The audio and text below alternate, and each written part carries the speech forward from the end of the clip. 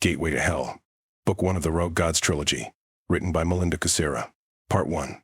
Chapter 1. Fallen but not forgotten. Long ago, the last battle for heaven. Garen's heart pounded as the ground under him crumbled away faster than he could outrun the cracks splitting it apart. Orangey light shone through the gaps and hot geysers of sulfuric acid shot upward, then fell in a burning rain on the soldiers running for their lives. We need to get out of here. Shalamar shouted from somewhere nearby. But plumes of smoke obscured everything to the left and the right. Lava fountained out of the ground in front of him as he skidded to avoid it.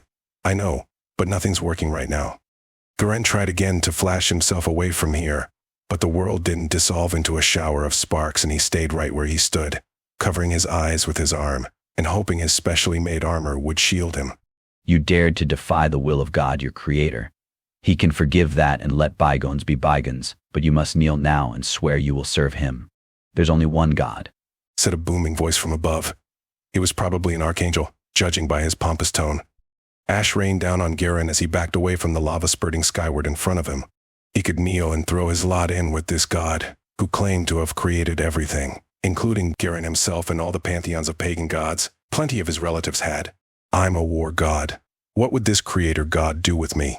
The thought of kneeling before the archangels he fought against made the fire inside him burn hotter and brighter, and he thought he might just have one more fireball left within him. After all, he was a god of war. I don't surrender to anyone. Come down here and fight me, he shouted at the angel silhouetted against the gray sky. Have it your way. Just remember, you chose exile. The archangel extended the rod in his hand, and violet lightning exploded from its tip. It streaked toward Garen, but it missed when he dodged. Instead, it struck the ground, and it disappeared in a shower of rocks. Something reached out of the abyss below and wrapped around Garen's ankles as he searched for something to grab onto, but the ground was gone, and the creature yanked him into Stygian darkness. Remember, you had a choice, and you chose the way of pain. It didn't have to end like this, said the angel from above, and he sounded sad. Now, somewhere in hell. Garen slapped his face. Move, damn it. You can't stay here, or they'll find you. He didn't want to relive the interminable fall, his imprisonment by that plant-like creature, and the experiments the fallen did to steal his pagan godhood. I never found out why they wanted a piece of that. Perhaps they wanted the sliver of divinity that remained after the fall. Perhaps the fallen just liked to torture his kind. Only they knew why they did anything, and he wouldn't stop one to ask. You need to move. You can't stay in the alley. But he was tired of running. Where could he go anyway? There wasn't any way to escape from hell, and even if there was, his chains wouldn't let him leave. Just thinking about what bound him to this realm caused the black manacles to appear around his ankles. They weren't always visible, but he felt their cold black iron.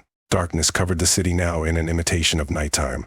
The alley seemed to close in around him, and he clenched his fists. You chose this, said the archangel in his memory. He still didn't know which one spoke to him at the end of the last battle, when the Morning Star, better known as the adversary, lost and the archangels threw him down into this place. Of course, they'd also thrown his army down with him. I can't even fault them for that. I'd have done the same thing in their place. That just made his current circumstances even more frustrating. It doesn't have to be like this, she whispered, but when he turned, there was no one else in the alley. Look how far you've fallen, from a war god to a man stripped of his powers, creeping around a dark alley. Garen shook his head. How the mighty had fallen. But he scanned the shadowed lumps along both sides of the alley anyway, because her voice must have come from somewhere. You can rise again, she said. She was probably a delusion, or a succubus hidden nearby was having a little fun at his expense. No, I can't. I'm damned and stuck here because I chose the wrong side in a war that changed everything. And that was his fault. They said pride went before the fall, and boy were they right. Garen clenched his fists. There's no redemption for me. Maybe he could get some payback and get some of his powers back. A remnant burned in his heart, so he wasn't completely powerless. What if you're wrong? Are you prepared to let your last chance slip away? She asked. Lady, I told you. There are no more chances, not for me. I turned against the Creator, and he's not a forgiving deity. Garen turned away from the voice. What if you're wrong? You haven't answered that question. A light kindled at the other end of the alley, and a door creaked open. Come and find out who's right if you dare.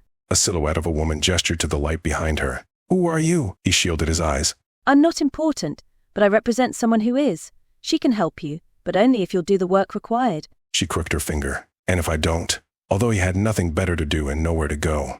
Hell has no fury like an angry woman. Are you sure you want to anger her? The silhouette turned and stepped into the light. Come and see if your dark deeds can be redeemed. Garen glanced the other way into the impenetrable darkness at the other end of the alley, but it didn't call him. That woman did, though. Well, it's not like I have anything to lose.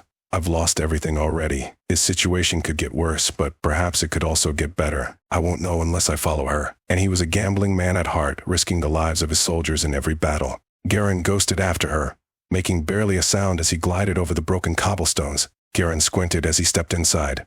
The only sign he wasn't outside anymore was the change in terrain. Here the floor was smooth, and his boots made only a soft thud on impact. He closed his tearing eyes as the screams echoed through his mind. His nostrils flared as the acrid scent of sulfur filled the air and heat burned his skin, leaving a trail of sweat that dripped down his chest, spine, and legs as he backed toward the door. I think I made a mistake. I'll just leave the way I came, and you do whatever you're doing without me. Please stay. The fires can't burn you since they don't really exist here, said a woman he couldn't see. Then why do I feel their heat? Before he fell, fire couldn't hurt him. It obeyed him instead, but that was when everyone feared and revered him as a god of war. Now he was weak and trapped in this infernal realm. His ears rang with the screams of the damned, and they were a constant reminder of his fall from grace. I can't help it if your memories burn. Scorched earth surrounded him. Leafless trees smoked in the distance like extinguished torches. In the middle of that destruction, a woman in white robes stood. She looked out of place amidst the seared landscape, but she didn't rectify that either. Her slanted, glowing violet eyes fixed on him and tried to pin him in place with her implacable stare. But he'd long ago become immune to that thanks to a pantheon of eternally squabbling gods. Who are you? Garen stepped toward her, then stopped. What am I doing? This is probably a trap. But he didn't turn away. There was nowhere to run anyway, so he might as well stay here and find out what she wanted. Like you, I have many names. Some are even accurate. She grimaced, and her hair cascaded like a waterfall of rippling darkness behind her. Good God, she was beautiful, but so were all the angels. Give me one of your names. Uncertainty filled Garen as he approached her. She had the violet eyes of an angel. Was she an ascendant angel visiting from heaven? A demon pretending to be an angel or a fallen angel? Either way, she was trouble. Some call me the sleeping angel. Will that suffice? She watched him, but her solemn expression didn't change. Yes, that will do for now, but I hope to earn another name soon. Garen wanted to smack himself. Where was this coming from? Probably from the hard length in his pants. He covered it with his hands, although it was probably already too late. She must know the effect she had on him. Perhaps you will one day, but not today. Why did you want to talk to me? Because if it was to banter, then this was a waste of time. I should put as much space between us as possible before morning. You fought on the wrong side, Garen, she said. Her voice was a seductive melody that sent shivers down his spine. The Fallen took your power, and they used it to take over this realm and turn it into hell. She spread her arms and bones surrounded them. Whose bones are these? Garen tried not to step on any. The dead deserved better than this, but he couldn't gather up thousands of bones and bury them with the proper rites. They also enslaved the natives of this realm, and these are their bones. Why are you showing me this? It all happened a long time ago, and it wasn't my doing. There wasn't anyone to save, just bones crunching under his feet no matter how carefully he stepped. His heart pounded in his chest. She offered him a chance at redemption, but she hadn't delivered on it yet.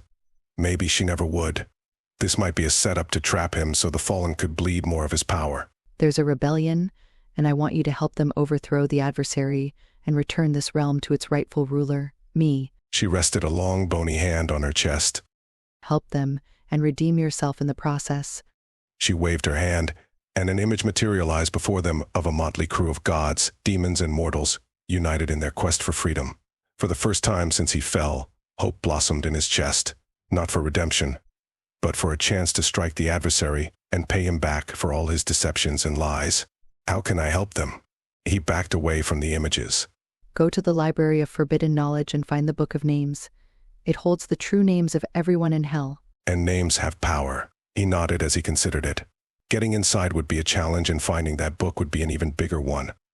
But he was sorely in need of a challenge. Yes, they do. Is your name in there? Perhaps it is. She glanced away and bit her lower lip. Are the names of the Fallen in there too? Burin circled her until he could look her in the eyes again. Yes, we can use their names to bind them and ultimately defeat them, but we need your help to get it. Could he do this? If I still had my powers, then yes, it would be easy. But without them, he didn't know if he could get into the library and out again without getting caught and sent back to the spire. I still have my fighting skills, but I lost a lot of my strength. What do I get if I do this? Do you have a one-way ticket to heaven in your pocket? Garen pointed at her white robe. Is that what you want? She narrowed her eyes suspiciously. The question caught him off guard. What do I want? Garen didn't know. Why should I believe anything you say? How do I know you're not just another fallen angel trying to manipulate me? Her eyes softened. Perhaps she understood his hesitation. You have every reason to doubt me. I'm here to restore balance, not perpetuate chaos, but I can't prove it. Not now, because this is just a dream, and I can twist it to suit my needs, but that won't prove anything to you. Find me after you deliver the book to the rebels. Wake me up, and I'll tell you how to defeat the Prince of Lies. She raised her hand and whispered an incantation. A shimmering portal materialized before them, revealing the dark alley he left minutes before. You must go before a patrol finds you. Was there a body slouched against the wall? Yes, there was, and it was his battered body. The bitter taste of betrayal lingered in his mouth. Garen clenched his fists, and anger boiled within him because he was looking at himself. The fallen stole my throne and imprisoned me. Together we can reclaim what we lost. The fire in her eyes spoke of a shared desire for justice. Garen cast caution to the wind. If he couldn't help a beautiful woman, then what good was he? I'll help your rebellion. As he said that, the weight of his decision settled on his shoulders like a bag of bricks. Together, we will restore peace to this realm. The woman nodded, her eyes filled with gratitude and determination. Thank you. Now go. Find the Book of Names so we can fight the darkness that consumed this world. Garen searched her eyes for any sign of deception. He felt a strange connection to her, a pull that went beyond mere physical attraction. But what did he really have to lose? Nothing, because he had nothing now. All right, if I find out you're lying, I'll make you pay for it. A faint smile played on her lips as she replied. I wouldn't expect anything less from a god of war. Now go. My fate's in your hands. You might regret that before long. Garen would get the book and take it to her people. If nothing else, it would give him a destination and a place to go. Then he'd see about waking her up and finding out if what she said was true. But first, he'd look through the Book of Names and keep a few for himself, just in case. The rebellion awaits you, she whispered, and his heart raced as she reached under her robe and pulled out a pendant etched with symbols that glinted in the orangey light. This won't protect you. Nothing can now, but it'll help you find the rebels. She offered it to him, and her gaze never wavered. As Garen reached out to take the pendant, the woman stepped forward, and her lips brushed against his like a promise. Trust no one. The woman vanished, leaving him standing alone in an empty room. He stared at the pendant in his hand, feeling its weight and the deal he just struck. One book of names for one chance to strike back at the author of his miserable state. Not a bad deal. Well, you agreed to this, so you'd best get to it. Garen stepped through the doorway back into the alley as a hot wind blew past him, sending trash flying. Distant laughter echoed through the alley. It was a sinister reminder that the fallen were always watching. This was a path to what? Did he actually think that helping this rebellion would do anything to change his fate? No, I don't think anything can do that now. But just having a purpose filled him with strength and made him feel more like himself than he'd felt in a long time. Determination fired him up as he strode toward that laughter. After all, what was a little danger to a former war god? I've fought more battles than any of the fallen and led more armies than the adversary. That worthy had only ever led one army into one war, and he lost it. While I've led more than I want to count. But he turned back as his natural suspicion took hold. Garen had made many mistakes in the past, and this might be another one. He still had no proof that woman wasn't working for the adversary, and he was the Prince of Lies. Doubt gnawed at him, but logic cut through it like a cold knife. The adversary didn't need that woman. He could walk into the library whenever he wanted and take the book. And why would he bother? The Morning Star had set his sights on the mortal world long ago, and all his plots revolved around subjugating it and turning it into Hell's waiting room or something. Garen hadn't paid attention to that jerk's plans, because he'd planned to dispose of the so-called Prince of Darkness as soon as the war ended. I could have done it too. I had the power and prowess. No one was a match for me, except for those damned archangels and their spirit blades. Garen rubbed his arm where one such blade cut him, and shivered, remembering the jolts of agony that sent through him. It felt like 1,000 cuts to his soul, and each one burned like a fire in his flesh. But the Morning Star didn't have one of those blades. I don't have my powers either, so the rebellion was his only hope of defeating the self-styled adversary, and that would have galled the man he was when he first arrived here. But now it was an inignorable fact, and he must deal with it. Reality was never what people wanted it to be. But this felt different, now that he wasn't so damned aroused by her presence. He remembered hearing rumors of a sleeping angel and a rebellion somewhere outside this city. That didn't mean anything, not really, since the adversary could have put her up to this. He loved his games. If she planned to turn on him, then why tell him about the Book of Names? It was a powerful weapon in anyone's hands. Yes, he wasn't a mage or a wizard, but he was a pagan god, and he still had some power. I could use those names too. She's got no guarantee I'll take the book to her people. I could grab it and run far away. Or did she have some guarantee? Of course, the Fallen would hunt him down as soon as they realized the book was gone and who had taken it. Gurren rubbed his arm again, but the memory of the pain was fading, and this felt less like a setup and more like a genuine request. He still couldn't see any downsides to doing this, and that meant he was probably overlooking something. They built the Library of Forbidden Knowledge like a fortress, and he'd face unimaginable challenges to reach it, but that thought excited him. For the first time since he escaped the Fallen, he had a destination, and soon he'd have a powerful weapon to use against them. Tonight's a great night to start a war, he said to the shadows that surrounded him. Then he slipped into them and became one with the darkness creeping through the streets of a city in hell whose name he never cared to learn.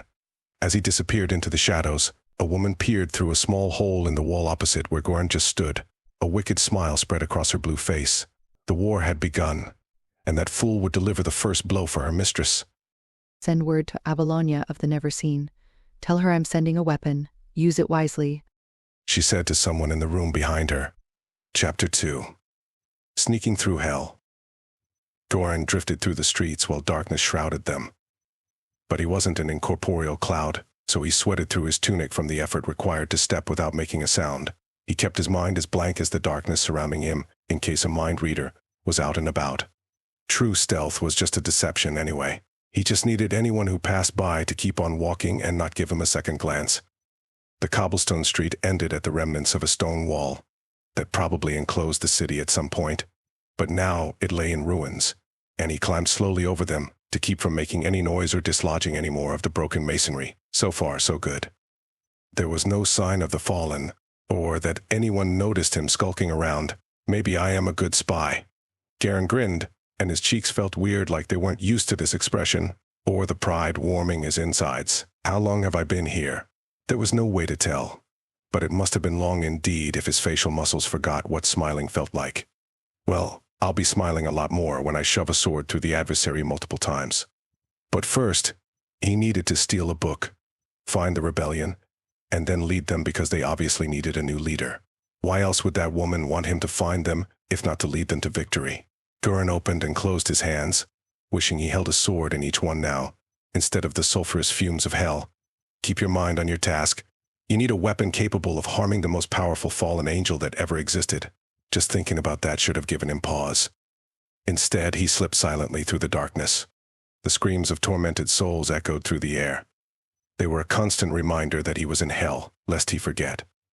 Hopefully those souls were keeping the devils busy and their gaze away from the library tonight. Ahead, the high walls surrounding the Library of Forbidden Knowledge loomed over the city, lit by a red glow from somewhere within the fortress-like structure. I wonder what generates that light, and if it's worth stealing. Gurren studied the walls around the library, seeking a gate or some way to breach them. But from where he stood, they looked quite solid. I wish I had wings. That would make getting inside a lot easier, but he wasn't an angel, so he didn't have wings and couldn't fly, nor could he teleport either. He lost that power the day he lost the war in heaven, and man, did he miss it. No building is impenetrable. No matter how imposing it looks, there's got to be a way inside. I must find it, but Gurren couldn't see a way from here. His heart raced as the pendant around his neck emitted a soft purple glow. Can you direct me to the nearest entrance? He lifted the circular pendant, and it warmed on his palm. The rebellion awaits you. The mysterious woman's words echoed in his mind, and he imagined her lips parting for a real kiss. Perhaps she awaited him too. Wake me up, She said, all but confirming it before he banished the images. He needed to plan a break-in, not revisit his memory of that woman who claimed to be the sleeping angel. The fortress walls cast sinister shadows over the barren land between the city and the library. Well, staring at it won't get me inside. Gurren crept around the remnants of a long-ago battle, using the large pieces of broken masonry for cover, in case someone was watching the approach to the library. Someone must be watching. They won't leave it unattended. That would be the logical thing to do since the Book of Names was inside. Unless the woman was wrong about its location, then the lack of visible guards would make sense. Gurren reached the edge of the debris field before he reached the high wall surrounding the Library of Forbidden Knowledge. Now what? Should I crawl on my belly the rest of the way? That was one option.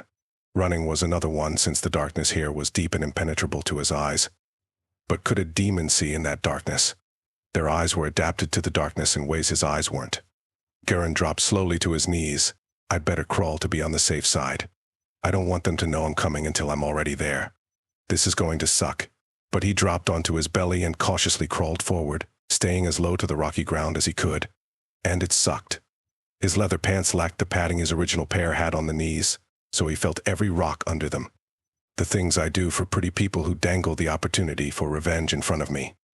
He sighed but kept going despite the parallels between the last time he did something this crazy and now. Both times it was at the request of a person with a pretty face. At least I'm not bored. But he was still creeping around, so things hadn't improved all that much.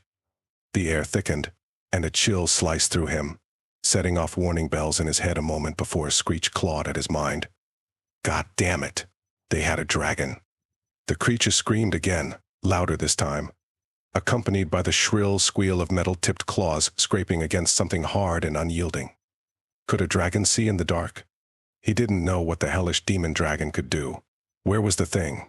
A glance at the sky told him nothing since an unnatural night covered the sky, but there were no stars to lighten it. Well, he could lay here for all eternity, or keep crawling toward his destination.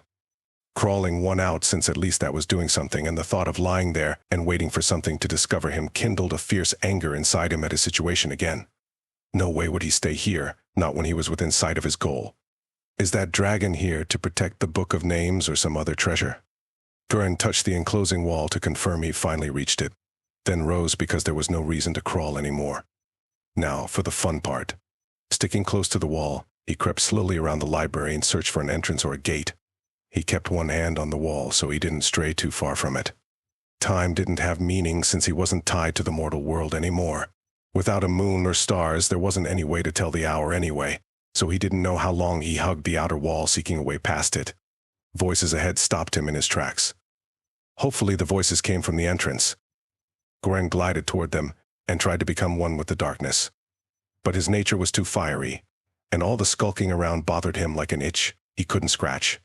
Stop it. You can't show yourself no matter how much you hate blending in and pretending you're ordinary. You don't have the power to challenge even the weakest of the fallen. That pep talk did the trick and slapped his ego down, so it stopped nagging him. And just in time, too. The darkness lightened a bit when a guard turned and cast a red light on his fellow guard, revealing their horns. Their eyes burned with an unholy red fire as they paced back and forth, and their immense height, at least twice that of Garen's, cast a shadow over the fortress gate. Did you hear what Antares did? Asked guard number 1 as he spun to face the guard opposite him. He bounded back the way he came, probably from excitement about the tasty bit of gossip he wanted to share. No, what did he do this time? Guard number 2 stretched and yawned, but her red eyes burned with curiosity. Damn, they were both Efreets. I could take them if I had my powers, but I don't know if I can defeat 2 12-foot-tall demons. That might push his luck too far, but the temptation to try fired him upright until the pendant hanging around his neck chilled his skin. Find me after you deliver the book to the rebels. Wake me up, and I'll tell you how to defeat the Prince of Lies. The so-called sleeping angel whispered in his ear. Or maybe he imagined that, but he didn't imagine the delicious shiver her words sent through him. I can test my strength against them after I find out how to destroy their prince. Garen rested his hand on the pendant to cover it, in case it was glowing as he crept back the way he came.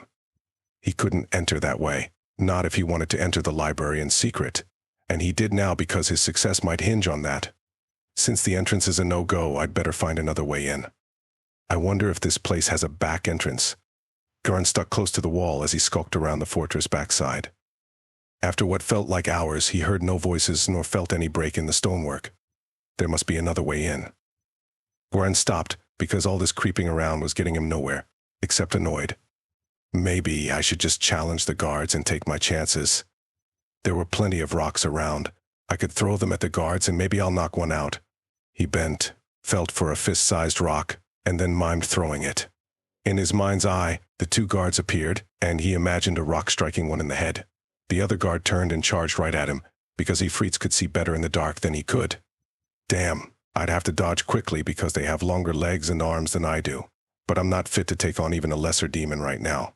Garen glanced ruefully down at his wasted body, then banished the images of the fight from his mind. No, he couldn't attack them directly. Then how can I get into the library? I can't fly. Nor could he teleport anymore. Frustrated at his lack of progress, he slapped the wall, and his hand landed on a brick that stuck out far enough for a foot to fit on it. Maybe I don't need to fly over the wall. Garen felt above and below the brick, extruding from the wall, and found more such hand and footholds. They formed a ladder that might reach the top. Maybe I can just scale the wall. He stepped on the first brick and reached up to grab the one above it, but luck was with him. Garen climbed up only a dozen feet before he spotted a narrow ledge a man length above him. Might there be a window up there? Or some kind of trapdoor for defenders to drop things on attackers? It was a long shot, but it was better than scaling the wall unseen. The climb was grueling since his arms hadn't held his weight in a long time, and his shoulders burned from the effort. But he pulled himself up, determined to get inside. He'd worked too hard to quit now. Besides, he had nothing else to do except run and hide, so why not help the rebellion? Maybe I can get some of my power back from the fallen angels that took it. That thought sent renewed energy coursing through him as he swung onto the ledge. Garen sat there for a moment and just breathed. The air was hot and heavy, but it didn't stink of rotting eggs as much as the air near the ground, so he savored it until a gust of wind threatened to hurl him off the damned ledge. Garen gritted his teeth and held on. His fingers ached from the strain, but he wouldn't let the damned wind end his mission. No way. That would just be insulting. I bested air mages in my day. Some stupid wind won't stop me. Maybe the wind hurt him, because it died down, and he relaxed his hold on the stone ledge and felt along the wall behind him. Just when he was about to give up hope, his fingers slid over a crack in the wall. I knew it. There's something behind this wall. Garen pushed on it, and a flap swung in, but the space it revealed wasn't that large. This will be a tight squeeze, but nothing's ever easy. Garen ducked his head and hunched his shoulders as he crawled inside the narrow space. Behind him, the flap swung closed on silent hinges, removing any chance that anyone would see him. Now I just need to find that book, and anything else I can use against the adversary. Garen grinned. For the first time since he fell, everything was working out just right, like it was foretold or something like that. You better watch out, Prince of Darkness. I'm coming for you, and I won't stop until I defeat you and take your crown. Chapter 3. The Forbidden Library. The tunnel narrowed, squeezing him as he crawled onward like the tunnel heard his thoughts about overthrowing the ruler of hell and didn't like them. But that wasn't possible. There was no such thing as a sentient building, so the fortress wasn't trying to push him out. Garen shook away such crazy thoughts. The walls aren't closing in around me. They won't crush me. The pendant seemed to agree, because the symbols glowed as Garen crawled forward, but it blazed like a beacon in the darkness. And that was bad, because the creatures he needed to avoid would notice a light where there shouldn't be one. Garen shoved the pendant under his tunic, and hoped that blocked enough of its glow to keep anyone from seeing him, especially since he didn't know where this tunnel would take him. It couldn't go on forever, even though it seemed like it might. The tunnel must end somewhere. But with the pendant's glow hidden, he couldn't see anything but darkness ahead. He crawled slowly, and tried not to make any noise since there was nothing here except his clothes to muffle the sound, and they weren't effective. Warren paused when his fingers touched only air in front of him. Well, that answered that question. The tunnel ended right here. He felt for the edge, then eased his legs over it. His feet touched the floor, so that was good. At least he wouldn't fall and risk a broken bone. Instead, he slid out of the crawl space and stood to his full height. Unfortunately, this room was pitch black, so he couldn't see anything. But he also didn't hear anything either. Not for a long while after he exited the crawl space. Silence blanketed a room of unknown size. If someone heard me, they'd have come running to see what was going on by now. It was safe enough to risk a little light. Garen reached under his tunic and pulled the pendant out, as a glowing ball of light sailed into the chamber and rose to the ceiling, showering the aisles and shelves with gold light. A moment later, a demon emerged from the same doorway, and his eyes fixed on Garen. Well, there was no turning back now. Garen squared his shoulders and lifted his chin in defiance, even though that was the wrong move. He should find somewhere to hide, not stand there like he was challenging the demon. Am I challenging him? His heart raced at the thought, and several opening moves cycled through his head for use if this came to a fight. What are you doing? You're on a mission. You're not here to brawl, right? I need to blend in. Garen let go of the pendant, and his gaze fell on the shelves towering over him. Dusty ancient tomes lined each shelf, and some whispered dark secrets in languages he couldn't understand, daring him to pick them up and read their contents. Part of him doubted this mission was real, and not a way to get rid of him. although she had no reason to do that since he never met her before this. But now that he stared at the shelves of forbidden knowledge, he felt in his bones the veracity of the sleeping angel's request. If there was a weapon capable of destroying a prince of hell, then it must be here. He could be staring at it right now. I'll find the key to turn the tide in the rebellion's favor so I can get revenge. As the demon approached, his footsteps echoed ominously through the library's hallowed halls. Garen's mind raced to find some way to stay in the library without giving away his mission or causing a commotion. He couldn't risk alerting the malevolent forces that governed this place to his presence. But what could he say to explain his presence? I guess I could claim to work here. Someone must shelve all these books. After all, they didn't shelve themselves. Perhaps there was some force out there that wanted to help him, because a nearby shelf filled with dusty scrolls and ancient manuscripts caught his gaze. I'm just a patron, looking up something from my demonic masters.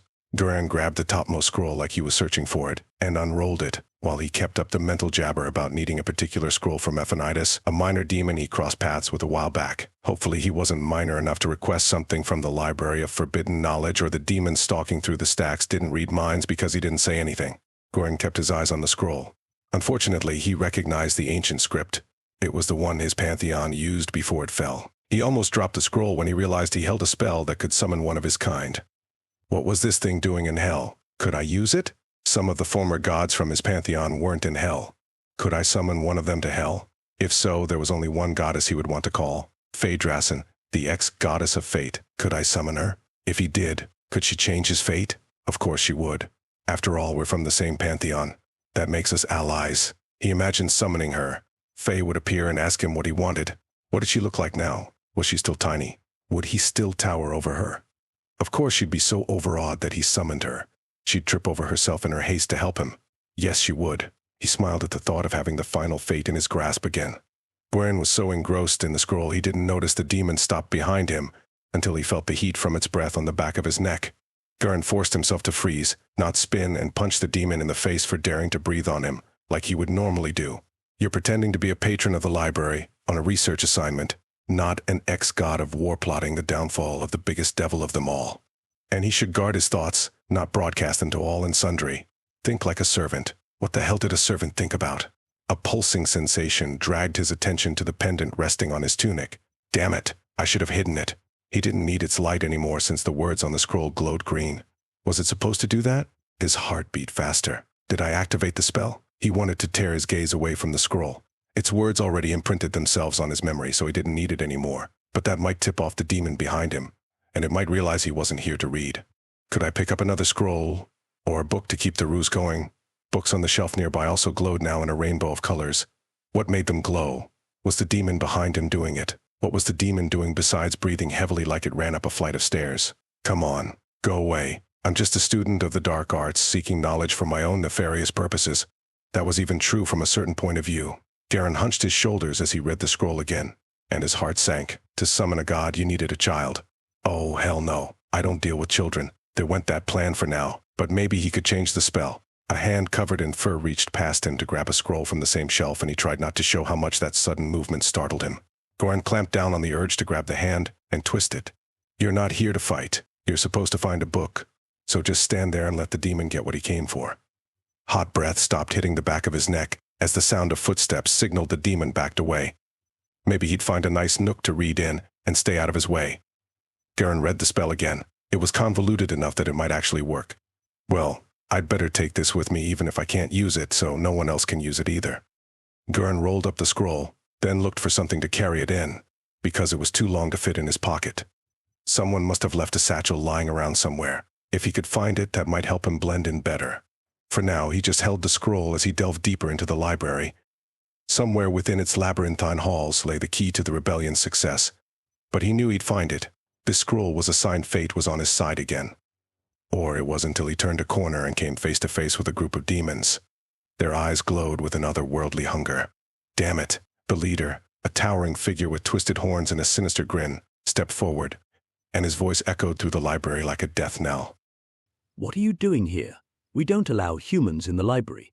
The leader hissed like a snake. Garan held up the scroll. I'm fetching this from my master. You should tell him that. As the demons closed in, Garen ran through a few scenarios in his head to gauge his odds of winning a fight against 3 demons that were 3 feet taller than him and armed with claws. The odds weren't great since they were the kind of demons that drew strength from pain and their injuries would heal fast, but Garen couldn't do the same. Any injury he incurred would take time to heal and temporarily weaken him enough to give them an advantage. Damn it, I can't fight them. And that stoked his anger because he liked a good fight. Garen ground his teeth, then tried to smile, but it probably looked more like a grimace. My master will be angry. If this scroll doesn't reach him intact, I suggest you let me pass. The leader of the demons snorted and folded his arms. And why should we care what your master wants? Think fast. You need to bluff them. One possibility sprang to mind. He could claim his fictitious master was the Prince of Darkness himself and imply there might be a reward for letting him go. Garen shrugged. Because my master serves the adversary himself. Angering him means angering him too. The demons glanced at each other. The Prince of Darkness' wrath was legendary. Garen seized the opportunity their doubt created. He bowed with a flourish. If you'll excuse me, I must deliver this scroll at once. The Lord of Hell doesn't tolerate tardiness. He strode between the demons before they could protest, and he fought the urge to cheer as he walked away. Whispered voices followed him as he turned a corner, but no footsteps resounded in the spacious library. Garen punched the sky in triumph. The bluff worked for now. Fate really is with me. But only a fool would rely on it again, and I'm no fool. But neither were the librarians of this place. Where would they put a book full of names? Not in this room. Footsteps reminded him to plunge deeper into a shadowed alcove until the demons passed by. He needed to find that book without raising suspicion. Chapter 4. Lost in the library. That book must be here somewhere. Garen wandered down another twisted aisle of bookshelves and gritted his teeth in frustration when every freaking book glowed like it held secrets and spells. Did any of them hold the book he needed? I can't check them all. There must be millions of books. As he reached for one that glowed violet like the sleeping angel's eyes, the shelf bent backward to evade him, and some magical force kept the books on the shelf as it undulated like a snake crawling away from him. Nothing made sense here, and it made him want to tear his hair out. But he refrained because ladies liked his dark curls, and he had a lady to impress. Wake me up. The sleeping angel said, and he damn well would. The spines of the books shifted like invisible hands shuffled them. Garen turned a corner, and books leaped from shelves to shelves like they were playing tag. What the hell is going on? Did I pass that stone bench already? Garen hurried to it, and stopped as the air shimmered beside him like someone was teleporting in. He waited, but the shimmer faded, and no one appeared. I must have imagined that. But he didn't imagine that shelf of musty tomes that were worn around the edges. Didn't I pass that already? But the aisle was wider and the ceiling higher above his head than it was before. And the stone bench disappeared. His usually keen sense of direction just didn't work in this place, and that was driving him crazy. Garen wanted to scream in frustration, but that wouldn't fix the problem. It would only create a new one when that scream drew tension to him. The library wanted to keep its secrets. Well, that was too bad. I'll find that damn book, even if I must spend all eternity looking for it. So you can either let me find it or get used to me searching for it, because I'm not leaving without it. Garen glared at the intersection that appeared in front of him. Was it an illusion? Or was the library finally playing straight with him? The intersection vanished. So it was like that.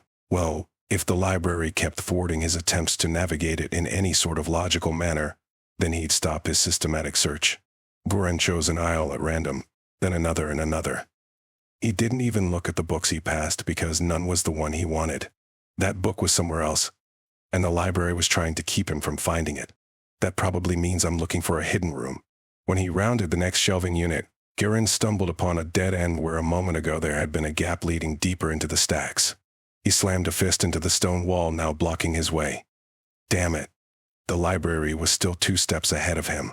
The wall shook, but it didn't crack or crumble. Ouch. Damn it. I forgot I lost my invincibility. Garen rubbed his smarting hand and turned to go back the way he came.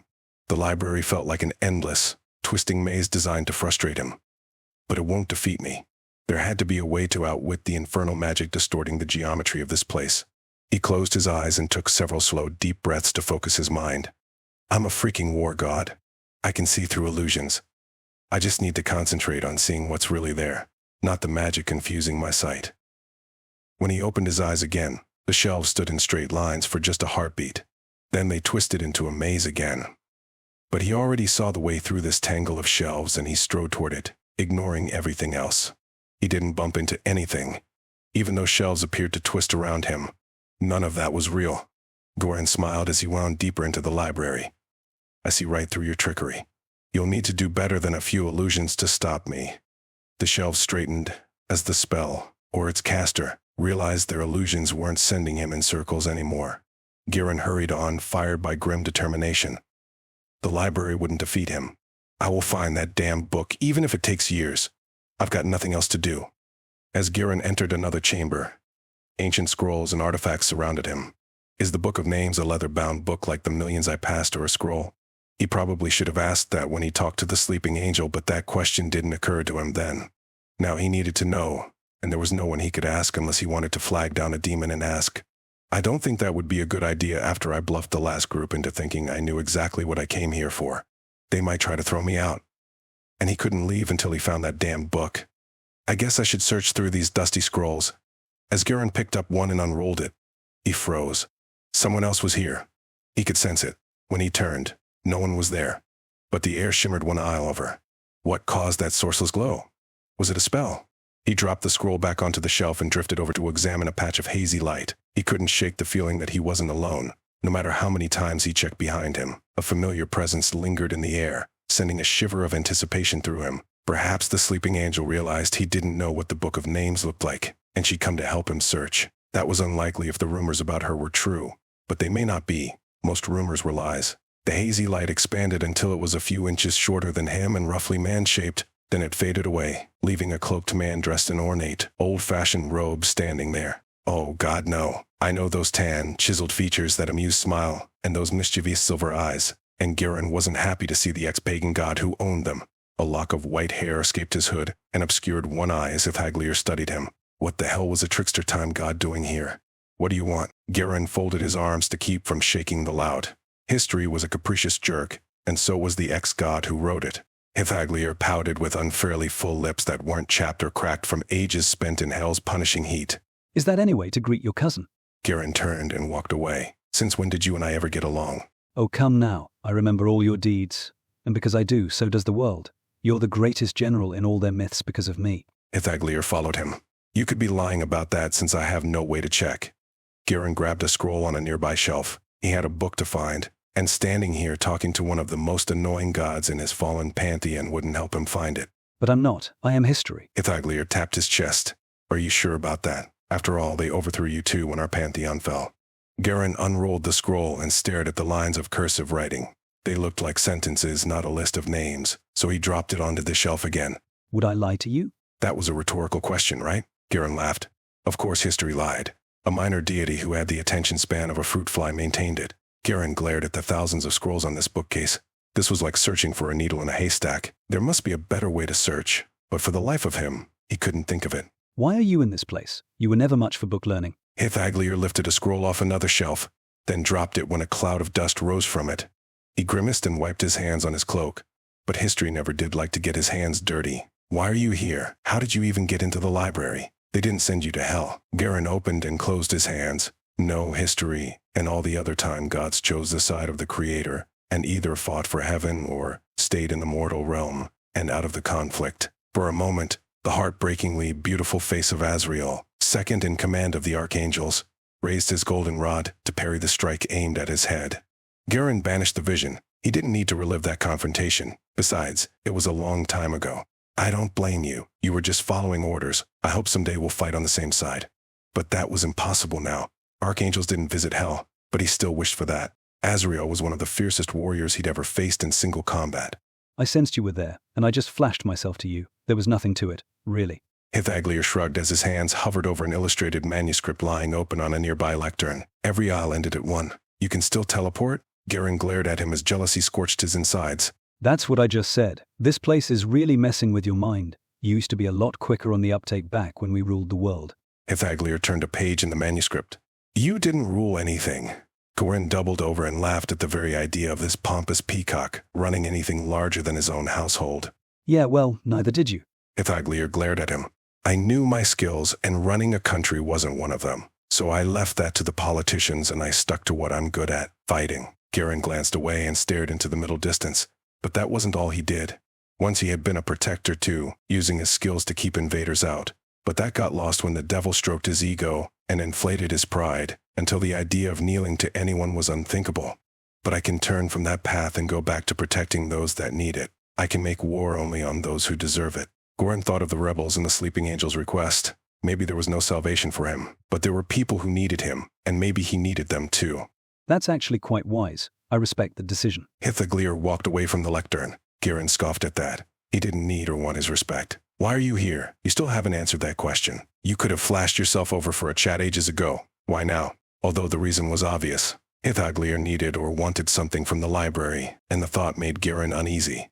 What could the embodiment of all history need from a library in hell? Come now, you know why. I can see it in your eyes. You never were good at hiding your thoughts. Your suspicions are plain on your face for all to read. Hithaglier smiled that smug smile that always signaled trouble in the past. Who sent you? Garen strode toward him. Hithaglier wasn't working for the rebellion, nor was he condemned to hell for all eternity. Who was he working for? Is his mission a threat to mine? I'm not working for anyone. I sent myself here. Hithaglier stood his ground. The slender ex-god didn't even flinch when Garen stopped just inches from him.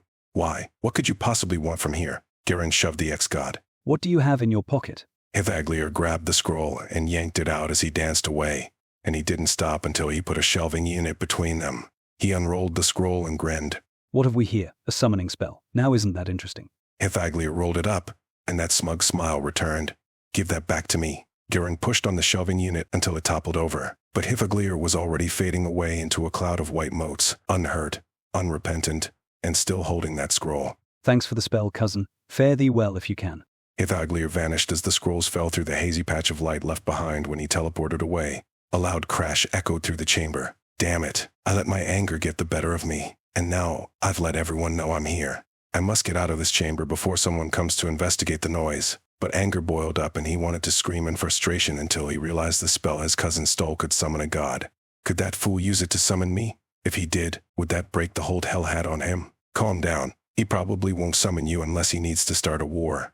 Then why did the ex-god of history need such a spell? Garen forced himself to stride toward the exit across from him as he thought all this through as rationally as his anger would allow. Who did Hithaglier want to summon? Garen stepped into the shadows to conceal himself as footsteps came this way. I need a secluded chamber to hold up in for a while until the librarians forget about the commotion. But the exit didn't offer that, just a narrow hallway that probably led to another chamber like the last one. But the question remained, why would Hithaglier need to summon a member of his pantheon? Garen's mind raced with possibilities, each more troubling than the last. This was too important to ignore, but who could he tell about it? No one, because no one in hell could leave it. Why should I care what he does with it? He shouldn't. But Garen couldn't shake the feeling that something was about to go terribly wrong. It dogged him like a silent companion as the air grew colder and the shadows darkened. Did the library sense that Hithaglier stole one of its scrolls? Did that theft trigger its protections? God damn you, Hithaglier, if you made my mission any harder than it must be. You've been listening to Part 1 of Gateway to Hell, Book 1 of the Rogue Gods Trilogy, written by Melinda Casera. Subscribe now so you get notified when Part 2 publishes.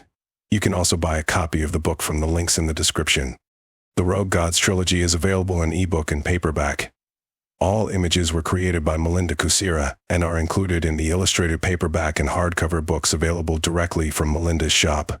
The link is in the description. Thank you for listening.